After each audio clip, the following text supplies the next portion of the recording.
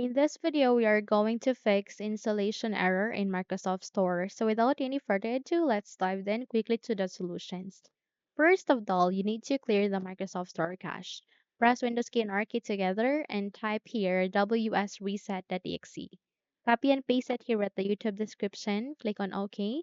And then once you have copied it, press the Enter key in your keyboard and then you'd be able to clear your Microsoft Store cache in your PC. Next is you need to check your language and region. Okay. So how we can do that? You need to navigate here at the taskbar. You can see your time and clock here. Make a right click and go with adjust date and time. So setting the time and date is very important for the PC because it is very important to set it in automatically because it have a great influence for the Microsoft Store. Okay, so by that you need to set time zone automatically as well as the set time automatically.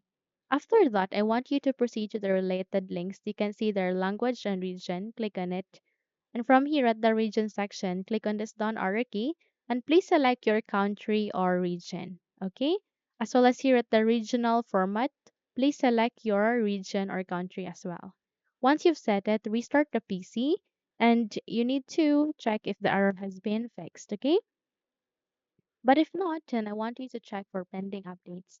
Navigate at the start, make a right click, scroll up and click on settings.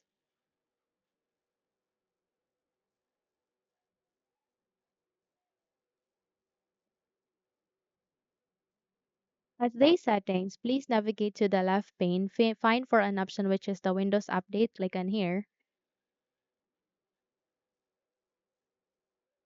and then you need to click for Resume Updates or check for updates. So update your PC to the latest version, okay?